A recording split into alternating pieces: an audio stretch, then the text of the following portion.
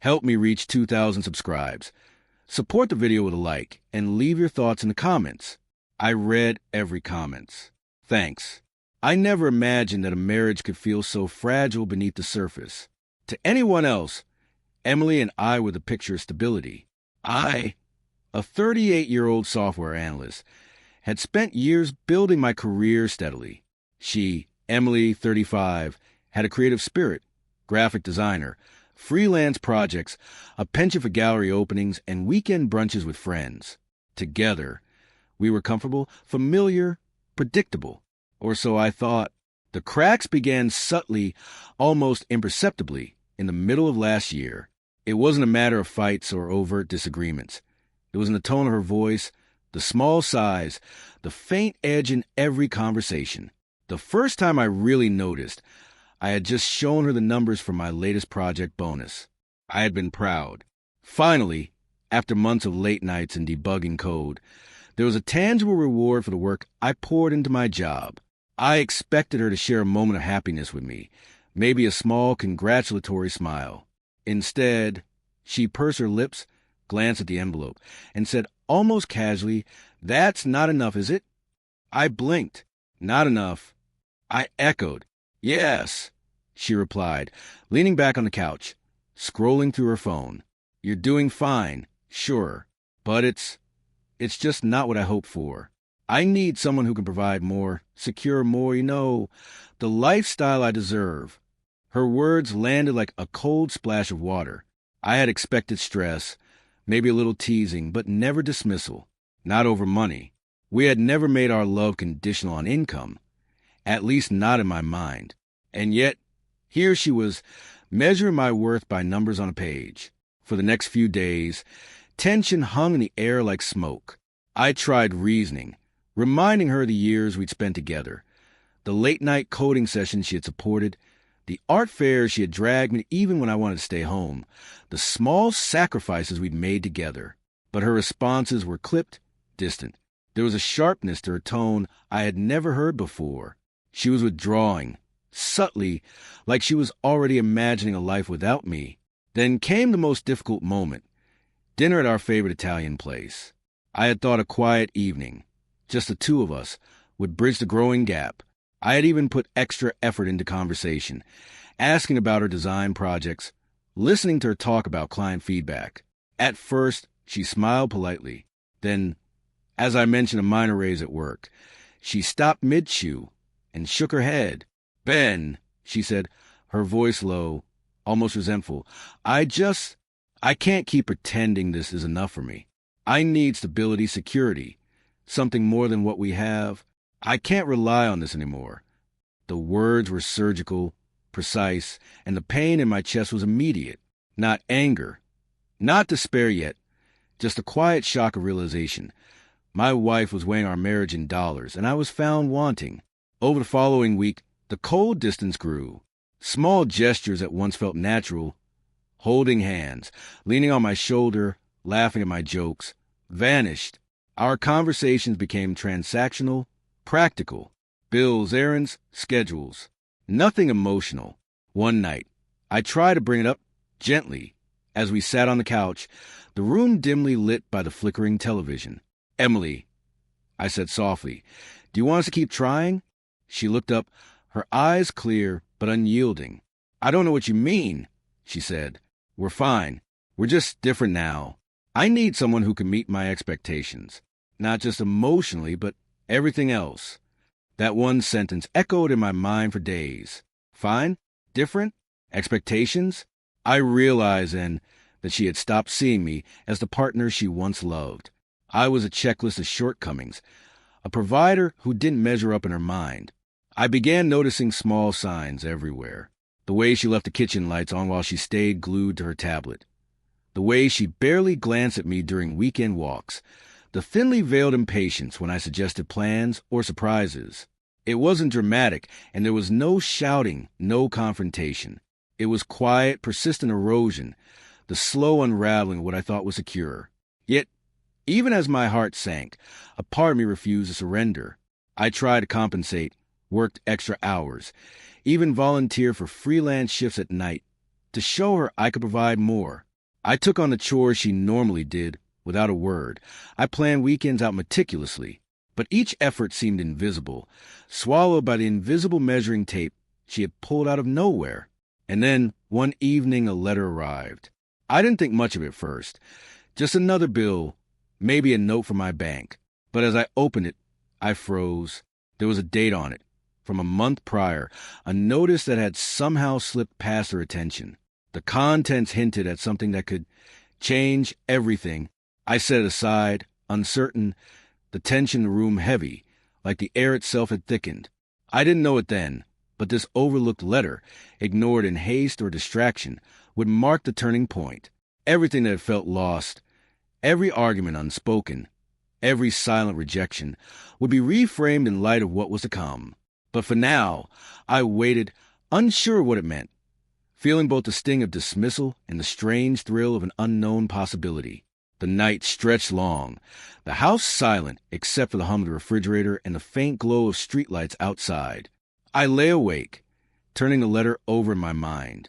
Emily had dismissed me, doubted me, measured my worth in numbers, but she had missed something crucial, something I would soon discover. And I knew, deep down, that when I finally opened it fully, nothing would ever be the same. The next morning, I couldn't focus on anything else.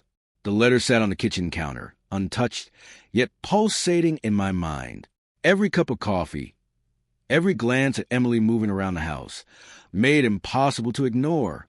I finally picked it up, unfolding the crisp paper slowly, my fingers trembling slightly, not with fear, but anticipation. The letter wasn't from a bank, nor from any official office I had expected. It was from my former mentor at the software firm where I had started 10 years ago, Mr. Jonathan Reeves. A formal-looking envelope, postmarked weeks before, somehow delivered late. Inside, neatly typed, were words that would rewrite everything Emily had judged me for.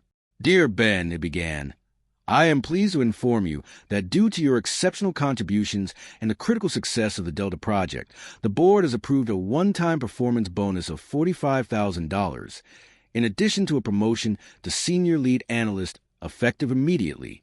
The enclosed documents provide verification of your new salary and bonus payout schedule." I froze, heart hammering. $45,000. A promotion. Recognition of everything I poured into my career. Meticulously overlooked, delayed, yet undeniable. Emily's dismissal, her criticism about my income, suddenly seemed shallow, almost cruelly premature. I glanced up, and there she was, sipping her tea, her expression carefully neutral. "Everything okay?" she asked casually, unaware that the letter had already flipped the narrative entirely in my favor. I placed it on the counter, letting her see the embossed letterhead and official documentation. "Did you see this?" I asked, voice calm but charged with an undercurrent of restrained emotion. Her eyes flicked to the envelope, then back at me. There was a pause, a fraction of a second where recognition crossed her face, quickly masked by a forced smile. "Oh, I didn't notice it before," she said, voice clipped. I nodded slowly, letting the silence stretch, letting the weight of the oversight sink in. For weeks, she had dismissed me, looked down on me, measured my worth through a lens of ignorance. And here it was, proof that everything I had done, every late night, every sacrifice, every quiet act of loyalty, was more than enough. It wasn't just the money. It was the acknowledgement, the validation that I hadn't failed. And for the first time in weeks, I realized the power wasn't in her judgment. It was in the truth that had existed all along, unnoticed, overlooked, underestimated. Emily's lips parted, and I could see her calculating. There was the faintest flicker of concern, of fear, or maybe regret. I couldn't tell which. "Ben, she started, but I held up a hand. "No," I said softly but firmly. "Not now. Not like this." The day passed in a tense quiet. She asked questions about the promotion, about the bonus, about the project.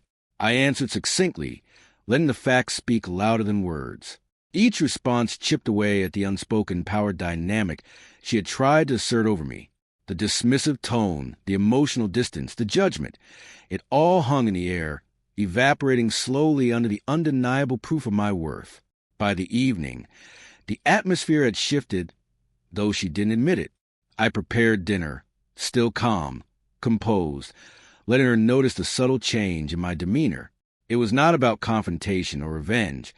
It was about reclaiming respect and dignity. And for the first time, the marriage felt like a two-way street again, one where her previous assumptions could no longer dictate the rules. Then came the moment I had been waiting for, a genuine acknowledgement. She looked at me, eyes slightly wide, and said, "I didn't realize I should have checked sooner. I misjudged." I didn't respond immediately. Instead, I let her words linger, heavy with the weight of truth. She had dismissed me, had questioned my worth. Yet the facts now spoke louder than any accusation. I allowed the realization to settle in both of us. Some things cannot be ignored, and some truths cannot be rewritten by neglect or impatience. Over the next week, things shifted subtly but irreversibly. Emily became more attentive, cautious even, aware that her previous dismissals had consequences beyond mere words. I maintained my composure, let the facts and my quiet confidence do the talking. The letter, a simple overlooked piece of paper, had done what months of argument could not. It had rewritten the narrative, restored balance, and demanded respect, not by force, but by undeniable truth. In that moment, I realized something profound. Respect, recognition, and value are not determined by someone else's assumptions. They are grounded in reality, in effort, and in results. She had dismissed me prematurely, judging based on incomplete information, but the truth, patiently waiting, had finally emerged.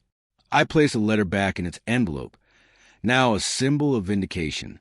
Emily glanced at it again, her eyes lingering a moment too long, and I felt a quiet satisfaction. Not from revenge, not from superiority, but from the simple, undeniable justice of reality. That night, as I lay in bed, I thought about how fragile assumptions can be, how easily relationships can tilt on perceived failures, and how overlooked truths can completely alter outcomes. One letter had rewritten a month of doubt, tension, and resentment. One small, overlooked truth had restored dignity, reshaped perspective, and reminded me and her what really mattered.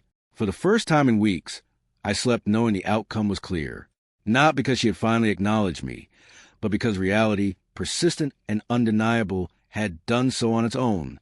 And sometimes that is all the satisfaction a person truly needs.